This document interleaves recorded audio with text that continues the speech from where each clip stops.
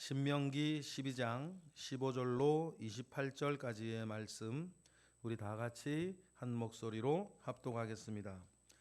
그러나 내 하나님 여호와께서 내게 주신 복을 따라 각 성에서 내 마음에 원하는 대로 가축을 잡아 그 고기를 먹을 수 있나니 곧 정한 자는 부정한 자를 막론하고 노루나 사슴을 먹는 것 같이 먹으려니와 오직 그 피는 먹지 말고 물같이 땅에 쏟을 것이며 너는 곡식과 포도주와 기름의 11조와 내 소와 양의 처음 난 것과 내 소원을 갚는 예물과 내 약혼 예물과 내 손의 거제물은 내 각 성에서 먹지 말고 오직 내 하나님 여호와께서 택하실 곳에서 내 하나님 여호와 앞에서 너는 내 자녀와 노비와 성중에 거주하는 레위인과 함께 그것을 먹고 또 내 손으로 수고한 모든 일로 말미암아 내 하나님 여호와 앞에서 즐거워하되 너는 삼가 내 땅에 거주하는 동안에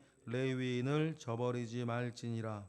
내 하나님 여호와께서 내게 허락하신 대로 내 지경을 넓히신 후에 내 마음에 고기를 먹고자 하여 이르기를 내가 고기를 먹으리라 하면 내가 언제나 마음에 원하는 만큼 고기를 먹을 수 있으리니 만일 내 하나님 여호와께서 자기 이름을 두시려고 택한 곳이 내게서 멀거든 내가 내게 명령한 대로 너는 여호와께서 주신 소와 양을 잡아 내 각성에서 내가 마음에 원하는 모든 것을 먹되 정한 자나 부정한 자를 막론하고 노루나 사슴을 먹는 것 같이 먹을 수 있거니와 다만 크게 삼가서 그 피는 먹지 말라.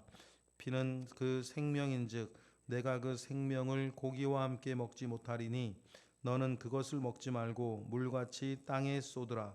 너는 피를 먹지 말라. 내가 이같이 여호와께서 의롭게 여기시는 일을 행하면 너와 내 후손이 복을 누리리라. 오직 내 성물과 소원물을 여호와께서 택하신 곳으로 가지고 가라. 내가 번제를 드릴 때에는 그 고기와 피를 내 하나님 여호와의 제단에 드릴 것이요 내 제물의 피는 내 하나님 여호와의 제단 위에 붓고 그 고기는 먹을지니라. 내가 내게 명령하는 이 모든 말을 너는 듣고 지키라. 하나님 여호와의 목전에서 선과 의를 행하면 너와 내 후손에게 영구히 복이 있으리라. 아멘. 고린도전서 8장에 보면 사도 바울이 고린도 교회와 어떤 문제에 대해서 이야기를 나눌 때에 어떤 이야기가 있냐면 우상에게 바쳐진 고기를 먹는 문제에 대해서 이야기하는 내용이 나옵니다. 그것이 분란 많고 다툼 많고 갈등 많았던 고린도 교회에 한 또 문제의 거리가 되었던 것이죠.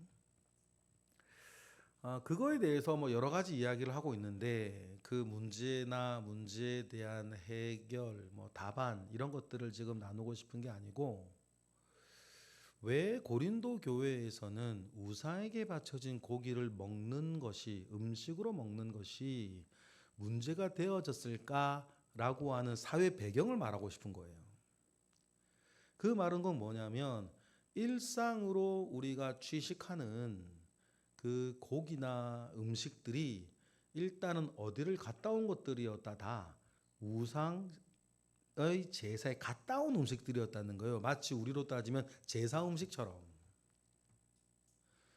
어렸을 때 저도 기억나요. 제사 음식 먹는 거 굉장히 찝찝하더라고요. 우리 친할머니 댁은 뭐 제사 지내는 집이었으니까.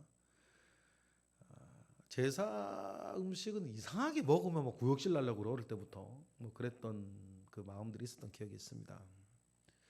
그런데 고린도 교회에서 왜 그런 일이 있었을까 보면 옛날 고대 사회에서의 우상들은 그 신의 사제의 의도, 뭐 종교의 의도 때문이겠죠. 그 신의 이름으로 모든 사람들의 먹고 사는 의식주까지 규제하고 있었던 거예요. 먹고 사는 모든 문제를 그 그 신의 이름으로 규제 관리하는 것이 종교 입장에서는 훨씬 좋아요. 무슨 말인지 아시겠죠?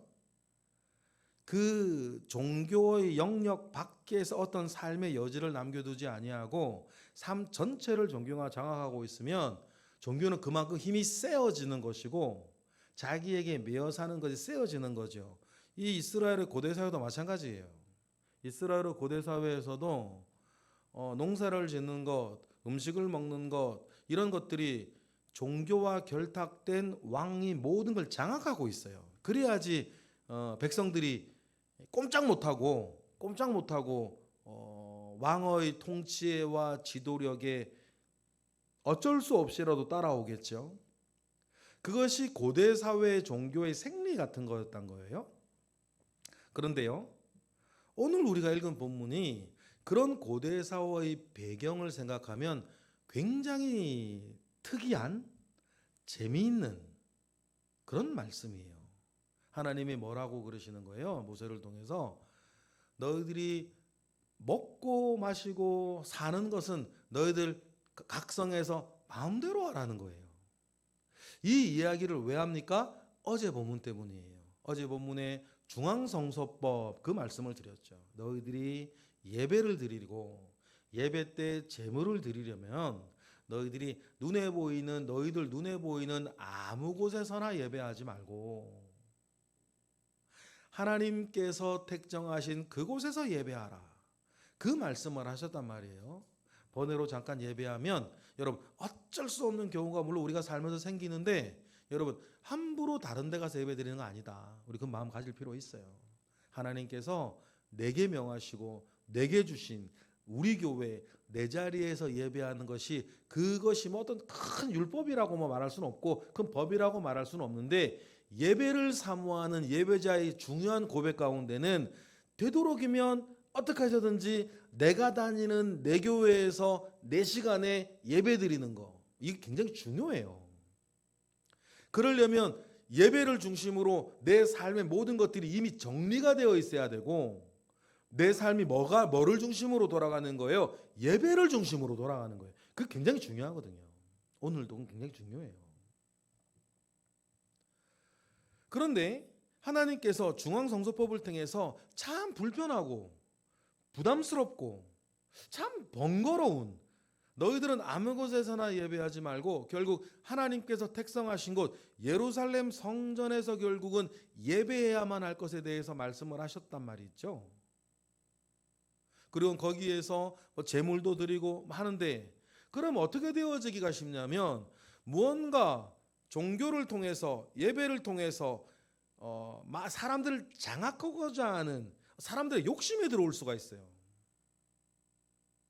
그래서 하나님께서 먼저 말씀하시는 게 뭐냐면 너희들의 모든 삶을 규제하고 모든 삶을 장악하여서 내가 틀어지고 가겠다는 게 아니에요. 한 가지만 그렇게 해라. 뭐요?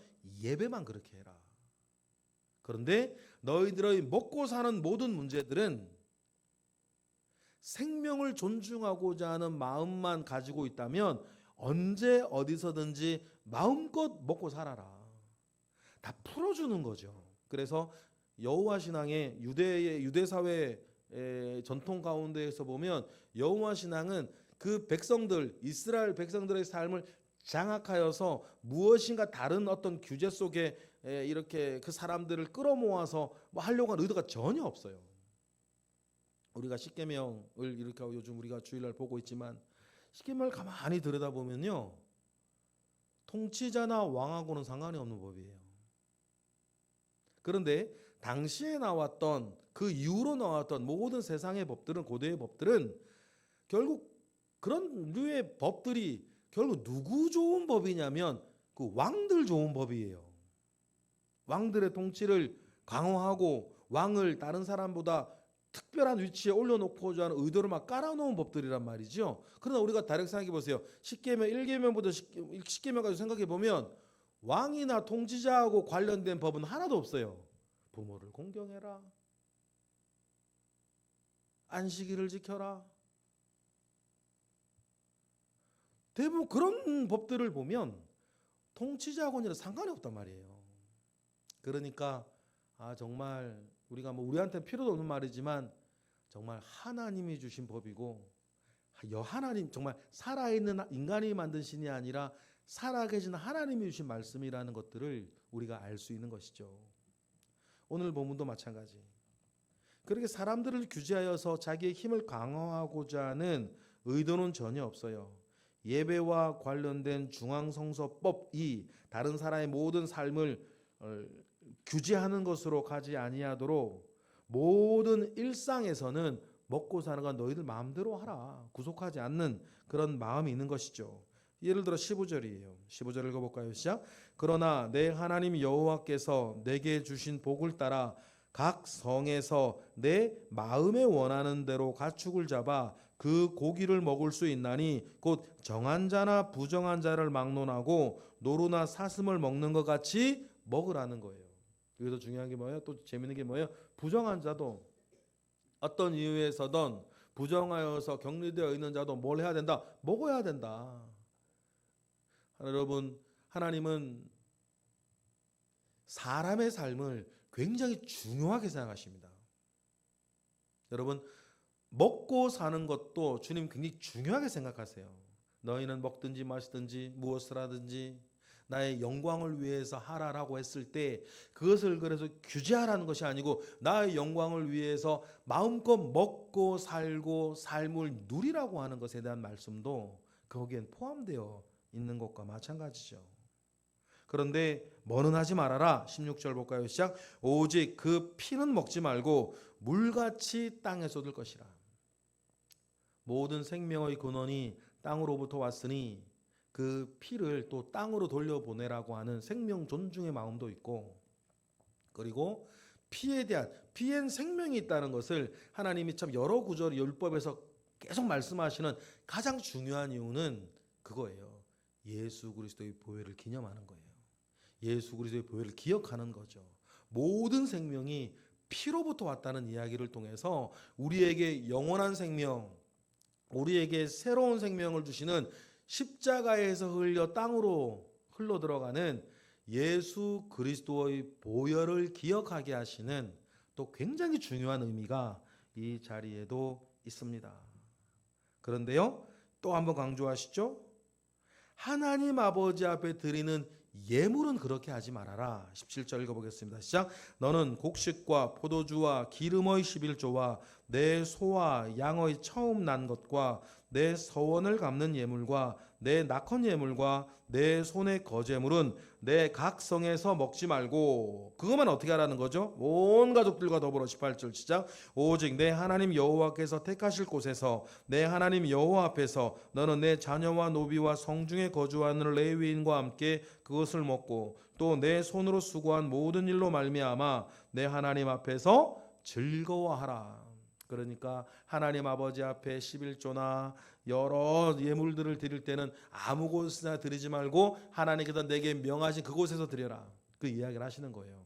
여기에서요, 한곳 예배, 중앙성소포의 정신을 이어가는 예물 정신도 여러분 기억해야 될 필요가 있어요. 가끔 이런 분들이 주변에서 저도 다른 교회에서 본 적이 있어요. 본인이 교회에 내어야 하는 11조를 누군가에게 그쪽으로 보내겠다는 거예요. 근데 여러분 그 보내고 돕고자 하는 마음이야 좋아요. 근데 가만히 보세요. 그러면 예를 들어서 개척교회에 미자립교회에 내 11조는 그쪽으로 보내겠습니다라고 했을 때 그게 11조예요, 구제비예요? 엄밀한 의미에서 그게 뭐죠? 구제비잖아요, 그거. 11조가 아니에요. 액수는 11조 금액일런지 모르겠어요. 그런데 그 엄밀한 의미에서 그 11조 아니고 구제비입니다. 11조가 아니고 성교비잖아요. 그죠? 그러면 여러분 오늘 말씀 기억하실 필요가 있어요. 중앙성소법세에서 11조나 여러 예물은 하나님께서 내게 정하신 그곳에서 드리라는 거죠. 차라리 그런 마음이면 그 교회와 목사님과 상의해서 내가 참 돕고 싶은 교회가 있는데 그 교회를 도와달라 요청하는 거예요. 아니면 그 일정 금액을 또 떼어서 드리든지. 제가 우리 교회 성도들한테 최고의 어떤 경제 논리 말씀을 드리자면 우리 10에 2조 띄고 살자. 하나는 주님을 위해, 하나는 이웃을 위해. 그래서 이웃을 위해 쓰는 돈은 11을 따로 떼어서 그 안에서 우리가 무엇인가를 이렇게 이렇게 선한 일, 도울 일 하고 살아가는 것도 좋아요. 근데 우리가 10에 2조를 띄고 살면 굉장히 어려운 일이죠. 그럼 우리가 어떤 그 마음 가운데 여러분 간직하고 그렇게 노력을 해 보시고, 그런데 11조를 이렇게 다른 선한 의도라 하더라도 다른 의도를 가지고 옮기는 것은 여러분 어쩌면 예물까지도 자기 소견에 따라 드리는 것일 수가 있어요. 그래서 오늘 말씀에서도 보면 17절에도 보면 우리가 읽었지만 11조와 내 모든 이러한 것들은 하나님께서 내게 명하신 곳에서 하라, 그 이야기를 하는 거죠.